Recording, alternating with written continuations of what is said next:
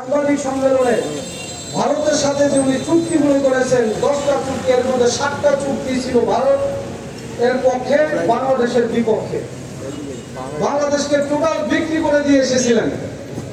সেই চুক্তির বিরুদ্ধে পীর চরমনাই সহ ইসলামী নেতৃবৃন্দ, দেশ প্রেমিক নেতৃবৃন্দ, রাজনৈতিক নেতৃবৃন্দ, সুশীল সমাজ, শিক্ষাবিদ এবং বিজ্ঞজনেরা এই চুক্তির বিরুদ্ধে আলোচনা করছিলেন। তিনি ওই সংবাদ সম্মেলনে সাংবাদিকদের প্রশ্নের জবাবে বললেন, ভারতের বিরুদ্ধে যারা কথা বলে, চুক্তির বিরুদ্ধে যারা কথা বলে, তারা মানসিক রোগী।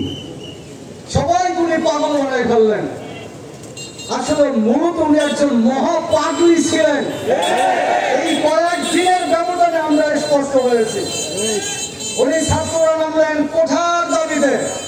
18 আন্দোলনে, কোঠা বিরোধী আন্দোলন উনি ঘোষণা দিলেন, কোন কোঠাই থাকবে না, উনি প্রজ্ঞাপন দিলেন।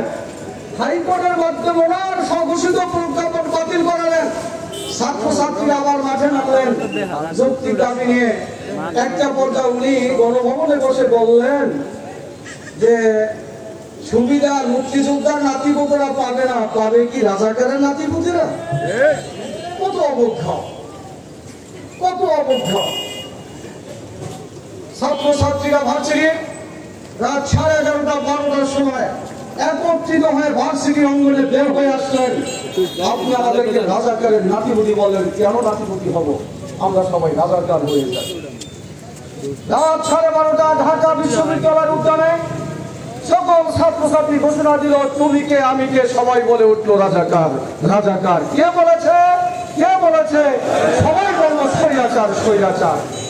পরের দিন টোটাল বাংলাদেশে ছাত্র জনতা, রাজনীতিবিদ, ওলামায়ে কেরাম, পীর মাশায়েখ, সর্বস্তরের মানুষ একই সুরে একত্রিত হয়ে উঠল। আর কতকাল মুক্তিযুদ্ধের চেতনার গান শুনবো, আর কতকাল এই পাগলির সাথে নেবো? সব কিছু বাদ দিয়ে এক যুগে বলে উঠলো, তুমি কে আমি কে, সবাই বলে উঠলো রাজাকার, রাজাকার। কে বলেছে? কে বলেছে? ঠিক না বেঠে? শেষ পর্যন্ত 16 জুলাই রংপুরে আবু সাইদ ভাইয়ের দুহাত প্রসারিত করে দিয়ে জনাব শরীফ পুলিশের বন্দুকের সামনে 4-4টা গুলি নিয়ে যে ইতিহাস রচনা করেছে, পুলিশ পৃথিবীর বন্দুকের মোকাবেলায় পরের দিন 17 জুলাই সারা বাংলাদেশের লক্ষ লক্ষ ছাত্রছাত্রীরা এবং সর্বস্তরের জনগণরা এই আওয়ামী পুলিশ এবং পৃথিবীর অস্ত্রের সামনে দুহাত প্রসারিত করে দিয়ে রাজপথে নেমে আসলেন। কথা ঠিক করে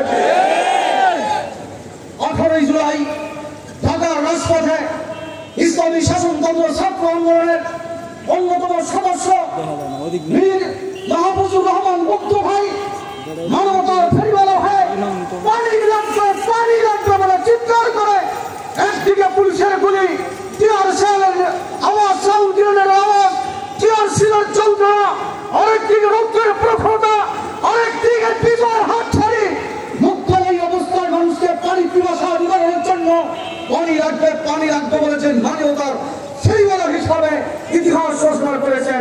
সেও চরমনাই পীর সাহেবের একজন সংগঠনের সদস্য। ঠিক তবে ঠিক 18 জুলাই বিকালে পীর সাহেব চরমনাই রাজনৈতিক ব্যানারে সর্বপ্রথম ইসলামী আন্দোলনকে নিয়ে এই ছাত্র জনতার আন্দোলনকে সমর্থন করে প্রথম রাজনৈতিক ব্যানারে আন্দোলন সংগ্রামে ঝাঁপিয়ে পড়ে। যেই সংগঠনের নাম, সেই সংগঠন হল ইসলামী আন্দোলন বাংলাদেশ। যেই নেতার নাম, সেই নেতার নাম হলো মানবতা এবং বঙ্গবন্ধু পীর সাহেব চরমনাই।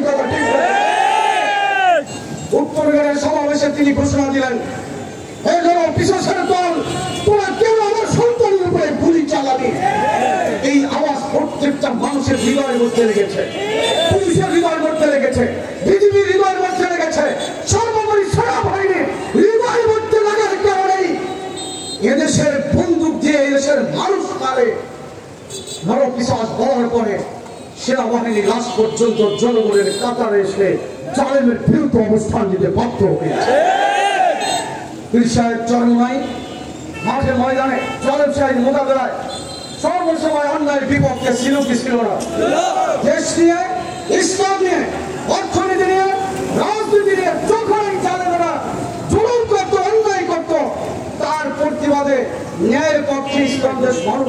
পক্ষে যিনি প্রথম দাঁড়ান তিনি হলো পীর সাহেব চরমনাই।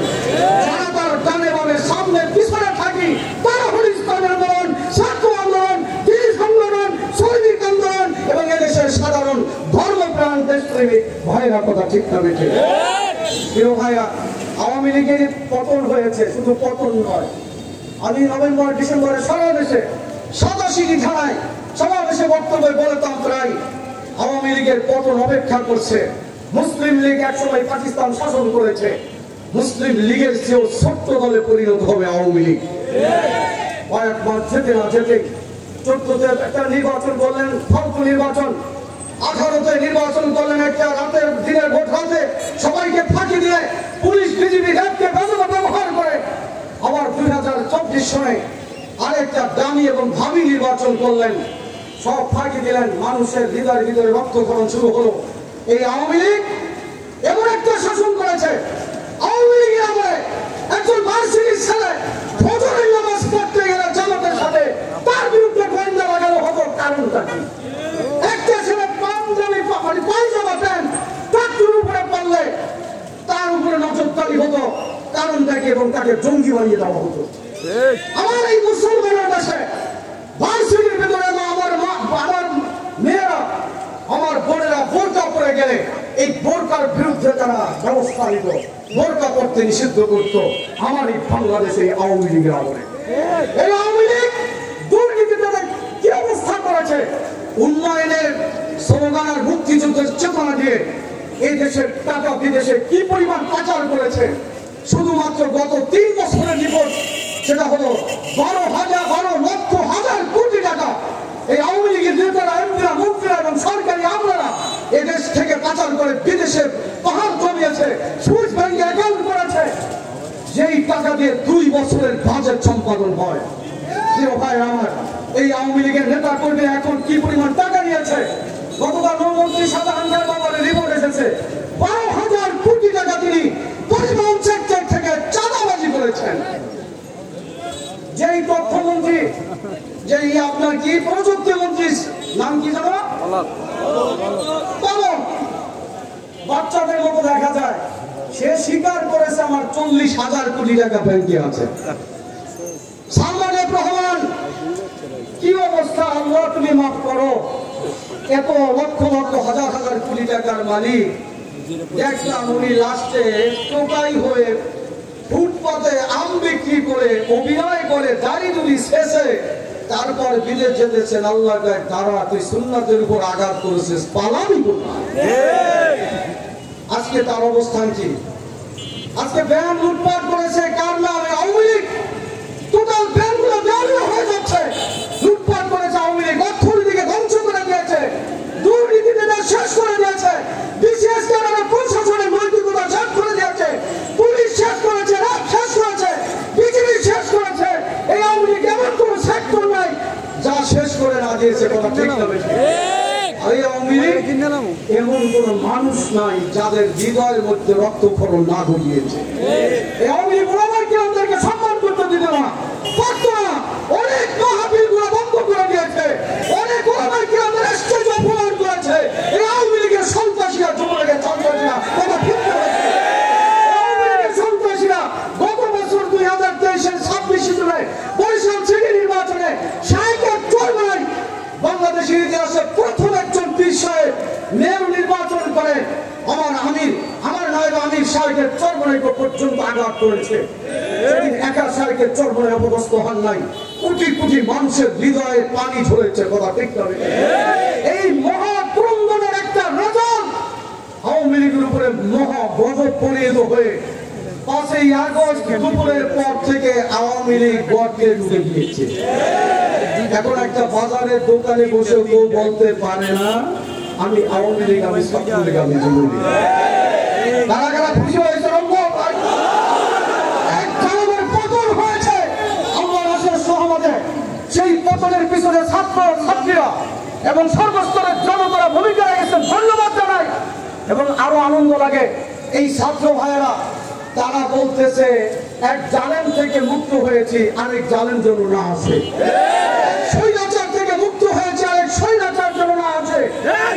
এক জুলুমবাজ থেকে মুক্ত হয়েছে আরেক জুলুমবার জুলুম আসে। ভালো লাগে বক্তব্যগুলো, কিন্তু স্পষ্টভাবে ছাত্রছাত্রী এবং যুবকদের কাছে অনুরোধ করি, স্বাধীনতার পর থেকে এই পর্যন্ত যারা দেশ চালিয়েছে তারা পরিচিত আমাদের কাছে। সুতরাং পরীক্ষার জায়গায় যারা ফেল করেছে, দুর্নীতি চাঁদাবাজি যারা বারবার চ্যাম্পিয়ন হয়েছে, তাদেরকে যদি আমার নেতা হিসাবে মনোনয়ন করি, কারণ ওই জাতির ভাগ্যের পরিবর্তন হয় না যে জাতি নিজের ভাগ্য নিজে পরিবর্তন না করে আল্লাহর ঘোষণা। সে হবে পরীক্ষিত জালেম, জুলুম, নির্যাতনকারী, অপদখলকারীরা যদি আমার আগামীর জন্য নেতা নির্বাচন করি, তাহলে এই জাতির কপালে ভালো কিছু আসবে না। এই জাতির কপালের পরিবর্তনের জন্য মুসলিম জাতি সত্তার ভিত্তিতে অর্জিত এই বাংলাদেশকে সুখী শান্তি সমৃদ্ধ কল্যাণকর দুর্নীতিমুক্ত একটি রাষ্ট্র গঠন করতে হলে মুসলমানের এই দেশে ইসলামী শাসনের বিকল্প নাই। ইসলামী শাসন যদি চাই, কারা কারা চাই একটু দেখেছি, বিএনপি দেখেছি, আর আপনাদের এলাকায় তো 70-80 নফল নামাজ করার জন্য তাও দেখেছি। একটা নাকি 70-80 নফল নামাজ পড়ছে। খেলা হবে, এখন আসেন খেলতে। এখন আপনার সাথে ইসলামী আন্দোলনের নয়, ছাত্র আন্দোলনের নেতারাই যথেষ্ট। খেলা হবে, আসেন। সুতরাং ভাই এক পরিবর্তন হয়েছে, আমরা নতুন বাংলাদেশ গড়তে হলে ইসলামের বিকল্প নাই। ওলামায়ে কেরাম, ইসলামী রাজনীতিবিদরা ঐক্যের হাতছানি ডাকছে, আমরা চেষ্টা করতেছি সবাই ঐক্য করার জন্য, কিন্তু আমাদের সিদ্ধান্ত নিতে হবে এই দেশে ইসলামী হুকুমত প্রতিষ্ঠার জন্য। ইসলামী আন্দোলন, ছাত্র আন্দোলন, যুব আন্দোলন, শ্রমিক আন্দোলন, দিনী সংগঠন, দিন রাত সর্ব অবস্থায় মাঠে ময়দানে, মহল্লায় মহল্লায়, পাড়ায় পাড়ায় গিয়ে প্রত্যেকের হাতে ধরা লাগে, পায়ে ধরা লাগে, যা কিছু করা লাগে, প্রয়োজন পড়লে টাকা লাগে, পয়সা লাগে, শ্রম লাগে, মেধা লাগে, রক্ত লাগে, প্রয়োজনের জীবন লাগে, কেনা কেনা দেবার জন্য একটা অসুবিধা হবে। শুধু নেতা নয়, নীতিরও পরিবর্তন চাই। সব মার্কা দেখা আছে শান্তির পথে, হাত পথের বাংলাদেশ। একজন ভালো নেতা চাই, ভালো নীতি চাই, তিনি হলেন পীর সাহেব। আলহামদুলিল্লাহ রাব্বিল আলামিন। সবাইকে ধন্যবাদ।